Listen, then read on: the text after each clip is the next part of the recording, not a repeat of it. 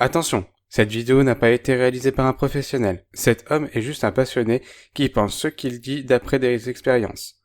Merci. Oh mon Yoshi, mon petit Yoshi, j'aimerais tant pouvoir rejouer à Mario Kart.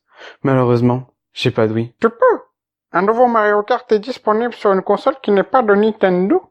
Quoi? C'est vrai? Ouais, tu verras, il est très drôle. Eh crétin, la vidéo a commencé. Mais t'es qui toi? Quoi? Comment ça on est dans une vidéo? Le temps obscur, mais on n'a pas de temps à perdre avec ces conneries. Alors dépêche-toi ou je m'auto-frappe. Oh merde.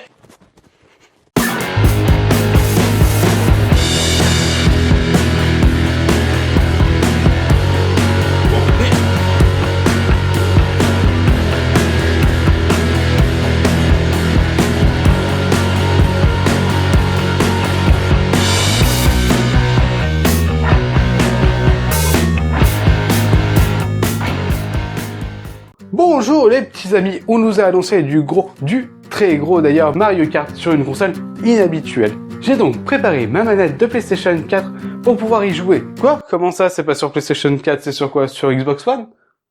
Non plus? Bah, c'est sur quel jeu? Sur smartphone. Mais c'est pas une console ça! Bon, bref.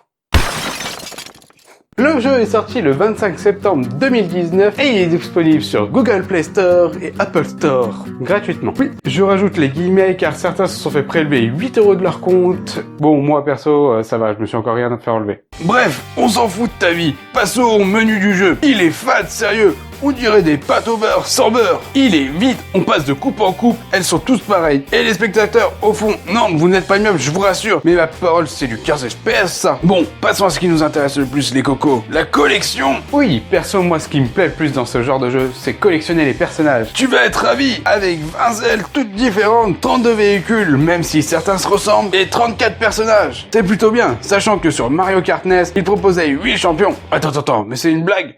Tu as 3 fois Mario, 3 fois Peach, 2 fois Bowser, et en plus, les mini-Bowser se ressemblent tous. Finalement, ça te donne que 22 persos, tous différents. Et ça, sans mettre Waluigi ou Luigi, alors qu'on voit Luigi sur le chargement. Moi, perso, j'ai un petit coup de cœur pour l'apparition des collections. Tu les tires depuis un tuyau, c'est très drôle. Ah oui, ça c'est vrai, c'est fun. Attends.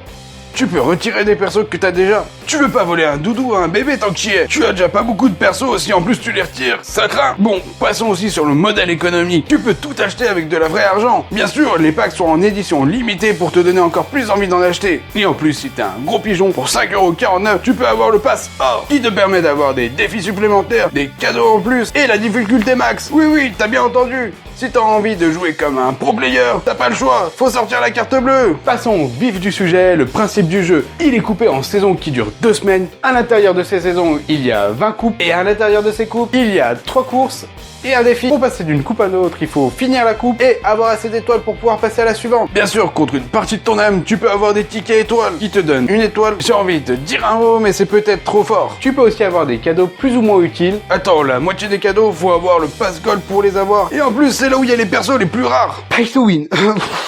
Il fait froid ici, non? Vous trouvez pas? Bon, passons aux courses en elles-mêmes. C'est le plus intéressant d'ailleurs dans le jeu. Graphiquement, elle est géniale. On se retrouve dans du Mario Kart. On peut même retourner sur des vieilles maps mises au goût du jour. Comme certaines maps de Mario Double Dash, qui est mon Mario Kart préféré. Par contre, la course ne dure que 2 tours. Et ça, même si le circuit est court. En même temps, c'est le temps qu'il faut pour comprendre que la jouabilité, c'est de la merde. Déjà, suivant le circuit, certains persos sont plus avantagés que d'autres. C'est bien si t'as tous les persos. Si t'en as que 3, c'est de la merde. Une fois dans la course, c'est le carnage. Pour réussir le démarrage, il suffit de rester appuyé à 2. Bien sûr, la voiture avance toute seule. Tu peux même pas choisir si tu freines ou pas. Tu peux juste tourner et lancer les objets. Donc niveau gameplay, on approche du 0. En plus, avec mes gros doigts, j'arrive même pas à voir où je vais. T'inquiète pas pour ça, mon coco. Tes adversaires sont là pour t'aider. Et en plus, si t'en as marre de la vie, tu peux même pas te suicider. Putain, ils sont tristes les jeux de nos jours. Même si je touche pas l'écran, je pourrais même finir la course. Et en plus, vu que les bots sont nuls, tu risques de finir premier.